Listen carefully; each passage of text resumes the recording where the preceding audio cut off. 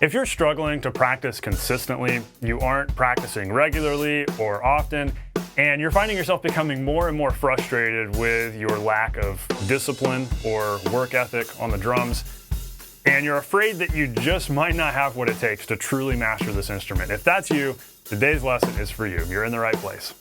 It's really easy to be hard on yourself when months or even years have gone by with very little to no noticeable progress in your drumming, and it's natural to assume that the problem is a lack of discipline or a lack of motivation. But as James Clear of Atomic Habits would tell you, this isn't the real issue. The problem is something else, which we're going to break down today. If you want to avoid stagnation, avoid plateauing, and grow quickly and naturally and automatically, then you must make these shifts that we're talking about in today's lesson.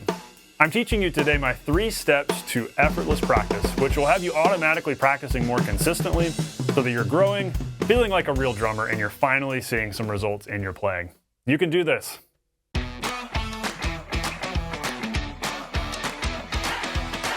Hey, welcome to The Non-Glamorous Drummer. I'm so glad you're hanging out today. I help self-taught beginner drummers know what to practice so that you can nail songs, have a blast on the drums, and be that drummer other people want in their band. And hey, a big part of doing that, and something that we're getting into today, is knowing what to practice. Because practicing would be easier if you knew what to practice, right? And so we are going to talk about that in the meat of today's lesson. So I want to give you a free gift, a visual, written, downloadable companion to this. This is my Know What to Practice for the Beginner Drummer free PDF e-guide. It's the 3 most effective and simple things to practice on your drum set every day. And if you do these 3 simple little things every day, you will grow automatically without really having to think about it, make decisions, figure out what to practice. You can just stick to these 3 things. They're called the flow exercise, the 2-fold coordination growth method, and the learn songs by ear daily method. It's all right there in the guide with play along examples, and it's all super clear. Even if you don't read notation, you'll get the hang of it because there's play along stuff. So it'll be a lot of fun. Be sure to grab that because that is very much your companion to today's lesson as we get into that of answering the question of what should we actually be practicing. So let's dive in. Be sure to grab that. It's in the description below. So I mentioned Atomic Habits in the introduction by James Clear. If you haven't read that book, you should definitely read it. It's a really great book. And a lot of what we're talking about today, I've kind of taken from his book and kind of implemented my own spin and my own experience on it. And so if you've read the book, then a couple of the things I talk about today will definitely sound familiar because it's very interesting how the whole thing here is that your problem, if you haven't practiced consistently, is not a lack of discipline. It's a lack of habit. That's what James Clear would tell you, that if you feel like you're not a disciplined person, that's okay, because most of us are not good at sacrificing. We're not good at having short-term pain for long-term reward. We're always going to want to choose the short-term reward, which might not be the best long-term thing. But if we can set up habits that make practicing automatic and make it effortless, then suddenly we've got the long-term gain that we're wanting. And so the issue here isn't a lack of discipline, it's that you need better habits.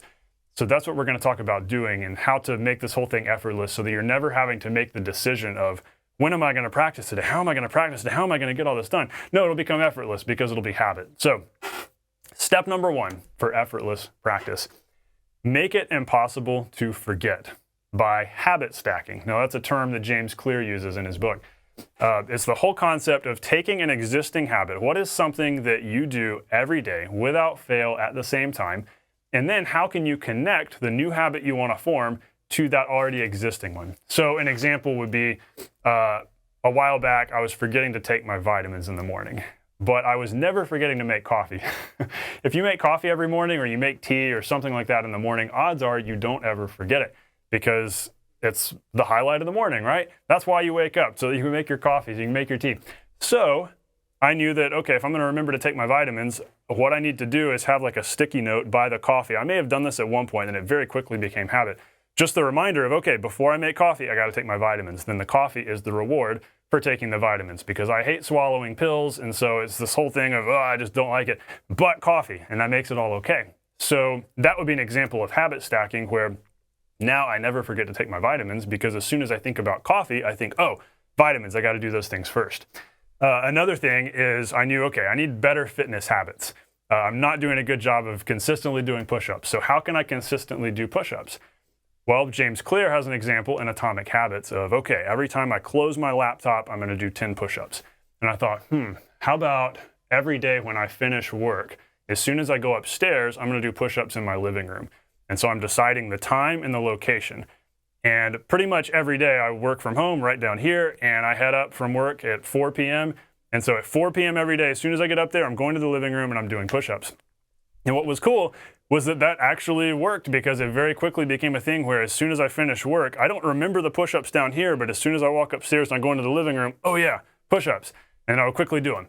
And we'll talk a little bit more about how to grow that and how to develop that habit in the next step.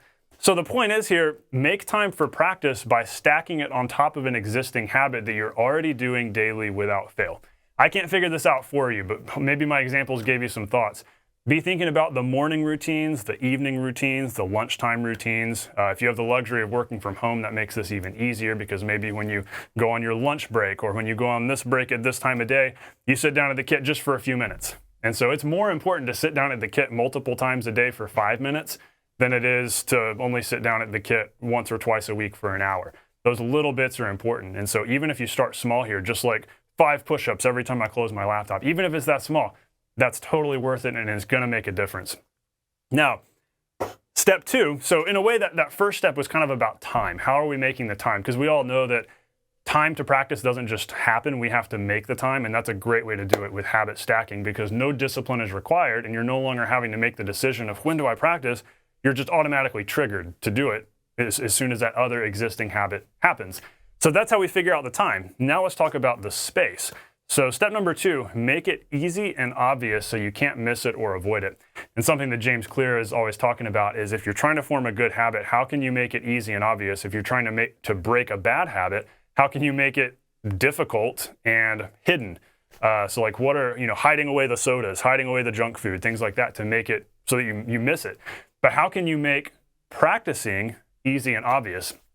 So a couple of examples. So we have this is the thing that you saw in my thumbnail for this lesson that kind of looks like a flying saucer. Either you're like, what in the world is that thing and what does that have to do with drumming? Or you're like, oh, I have one of those too.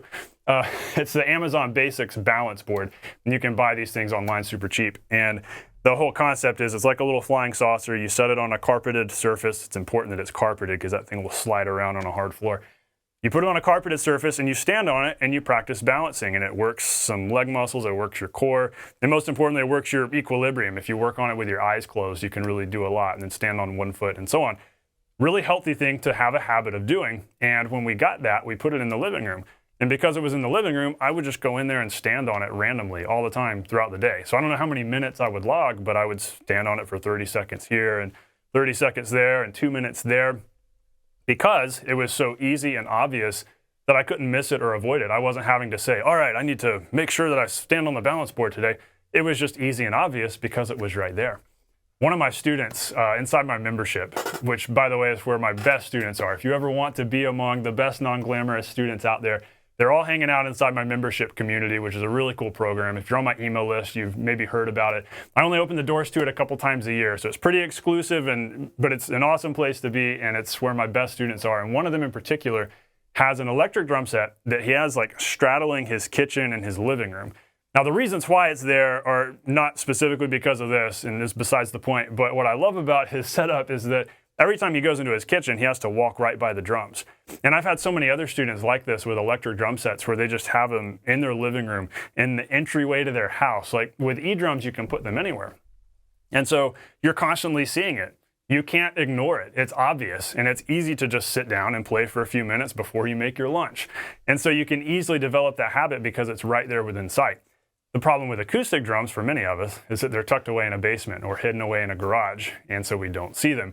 Or in my case, when I lived in an apartment, they were in a closet and I had to intentionally unpack them and set them up to practice because we had this one-room apartment that was not conducive to being a drummer. So that was a challenge I had to figure out. But hey, e-drums, a big plus to e-drums. I've been hard on e-drums for all of my drumming life just because they're not the real thing and they can be tricky in some ways and the hi-hats aren't great. But the huge plus to electric drums is that you can practice anywhere quietly and you can put them right there in your living room. And have them in your kitchen and just sit down and play. They're obvious and you see them, and it's not a big commitment. You're not having to make a bunch of noise and schedule the noise. You're not even having to put on headphones. I mean, you could have headphones sitting there and just put those on, but you're not disturbing other people. And so that is a huge pull for having electric drums. I would rather you practice throughout the day on an electric drum set than only practice once or twice a week, like on the weekend, on an acoustic kit. Now, sure, in a perfect world, you've got the acoustic kit in the garage, and on the weekend you go play on that. But throughout the week, you're playing on what is in plain sight. You're playing on the E-drums. You're playing on the practice pad that's right there in your living room or next to your desk. I have another student, so I told you my best students are inside my membership community. I have another student there who practices on a practice pad at work next to his desk, and he just practices softly and finds soft surfaces to play on so he doesn't disturb his coworkers. And it's really pretty hilarious, the stuff that he comes up with. But he's made it easy and he's made it obvious. He's got his sticks right here. He sees it. So when he takes a break, he can just play for a little bit. And so he's constantly playing throughout the day. So he's grown a ton as a result. So the other thing here, besides, putting your practice gear in plain sight, which is kind of the big thing we want to do here, make it a small, effortless commitment too. So when I was working on the fitness habit, I said, okay, I'm just going to do a few push-ups. I'm going to start out with a few push-ups at 4 p.m. and then gradually grow it. And that's what I did. I gradually grew to more push-ups and then some sit-ups and then some dumbbell stuff and so on, and gradually grew it. And it didn't feel like it was becoming more difficult because the habit was already there. So what if you could do that with your drumming? What if you make it as effortless, easy, and as small of a time commitment as possible, like just 5 minutes? What if you say, all right, when I come up for lunch, I'm going to sit down at the kit for 5 minutes. When I get home from work, I'm going to sit down at the kit for 5 minutes. And if you're just starting out, don't make it difficult. Just play anything. Like, make it fun, play what you want to play, and then build from there. You can then add on to the exercise, the practicing, the whole practice session, you can add on to it, and it doesn't actually become more difficult because the habit is already there. That's what's cool about this. That's exactly what I noticed with the exercise, where as I would, do more push-ups and whatever else, it didn't become more difficult because the habit was already there, and I would even start before changing.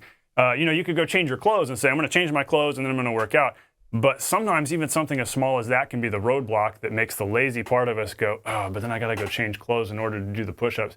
So what I would do a lot of times is just immediately start doing the push-ups and get going. And then as soon as I got hot, then I would change clothes. And at that point, because I was in the middle of the workout, I wouldn't stop. I knew I would finish it. And so that's why make this as easy as possible, as low of a barrier to entry as possible. You need for sitting down at the kit to be so effortless that, of course, when you're playing drums, you don't have to change your clothes, even though you might get sweaty after a while.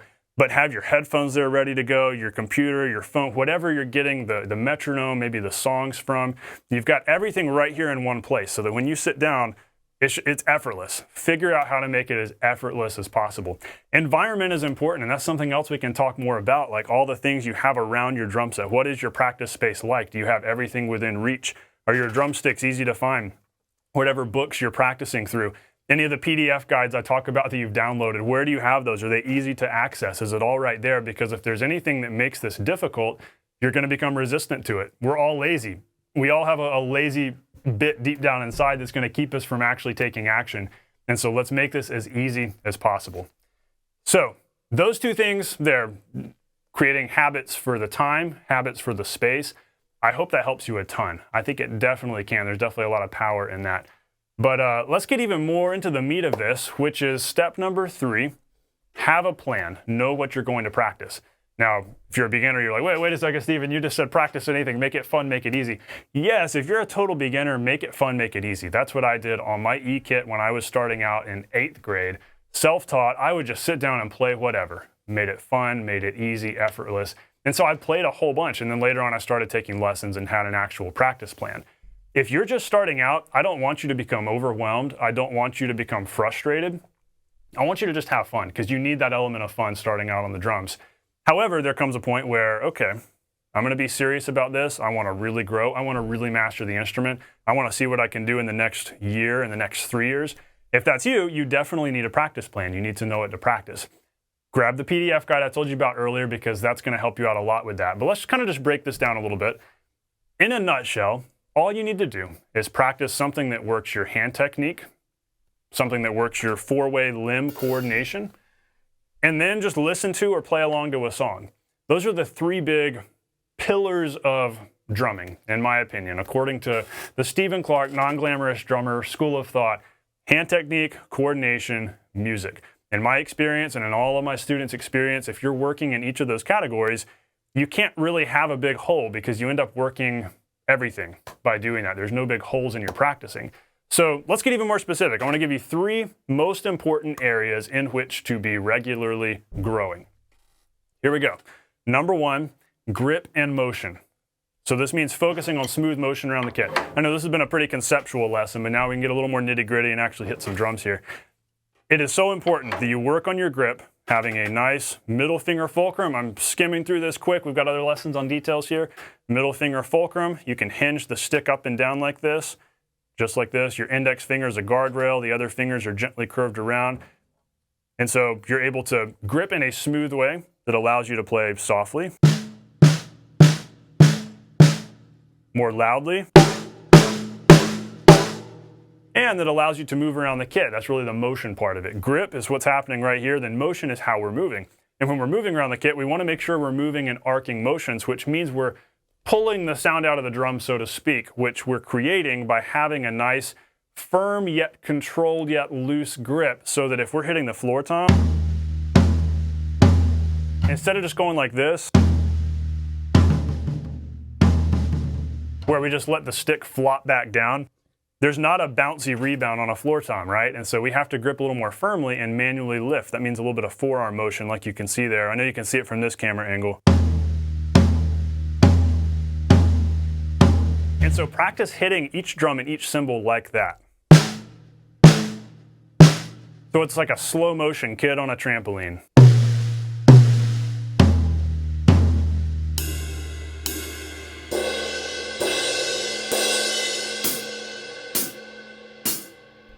And so you're always thinking in this smooth up and down motion, which means you can then move in arc motions from place to place.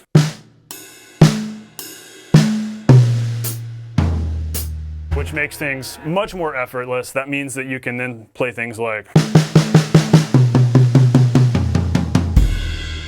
and you can float around the kit, glide around the kit smoothly. Your time gets better, your dynamics get better.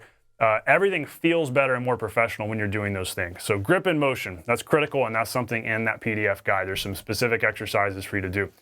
Number two, coordination. So practicing things that involve all four limbs. That is all laid out for you in that guide. We start off with simple grooves where you're learning different kick drum patterns, like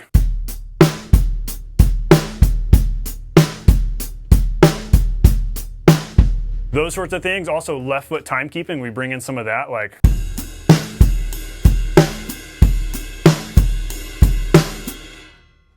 and so there's exercises in the guide that work your right foot coordination that also bring in the left foot coordination. Then you start mixing the two together to really build deep independence. That's why we call it the twofold coordination growth method, because we're working the right foot, we're also working the left foot, and eventually marrying those together so that you're able to do random stuff like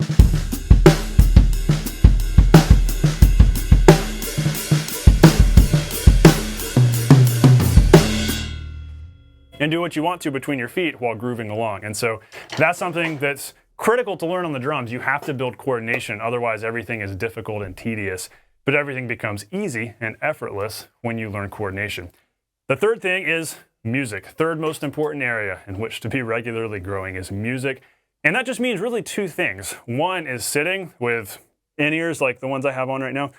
Nice in-ears that have flat response that allow you to hear everything in a song.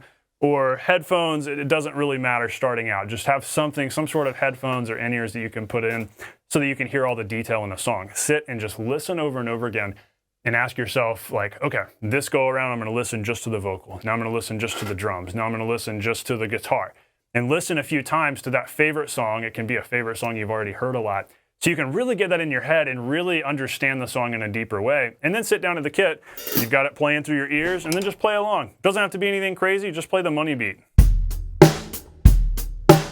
Start with simple songs too, like Billie Jean or Vultures by John Mayer. That's one of my favorites.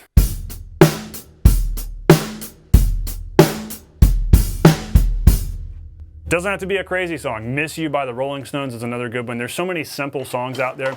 And even if the song's not simple, take it easy on yourself. Play simply, just do a money beat to it, and you'll have fun playing along, because the point here is to get comfortable playing along to music. And so that's a really good third thing to do. So what will happen when you do these things? When you take action with me today, well, you're going to find yourself practicing effortlessly, where you're no longer having to make the decision of when and where and how to practice. You'll just end up at the kit because it'll be a habit. And so practicing will feel natural, automatic. Growth will become automatic and predictable because you're not having to try to plan for it. You know, it's just already happening. It's already happening. You'll grow steadily without having to make decisions of when to practice. And so you'll be proud of yourself for accomplishing something and sticking with something because you know that you're moving toward mastering the drums. And so this is going to be a big deal for you. I hope this really helps you out. And by the way, if you've stuck with me through this whole lesson, I have full confidence that you're going to do really great with this stuff because you have patience. A lot of people out there don't have the patience that it takes to really learn the drums. They're hoping for quick hacks and they're hoping to knock this whole thing out this week. That's not how it works. It's always a long game. Everything in life worth doing is a long game where it might be short-term pain, long-term reward, but that's where habits are so important. So as you go, let me know in the comments below, what is your biggest challenge with practicing regularly? What's your biggest obstacle? I'd like to think that we hit all of that today, but maybe I missed something. I'd like to hear what your further questions are. What's your biggest challenge with practicing regularly? What's your biggest obstacle? I read comments. I'm working on getting better at reading all the comments. And if you have other questions, I copy and paste those over to my Trello board where I've got all the upcoming topics so that I can address it in a future lesson. Be sure to grab the Know What to Practice for the Beginner Drummer e-guide. That's going to help you out a bunch. As always, you can do this. Stay non-glamorous. I'll see you on the next lesson.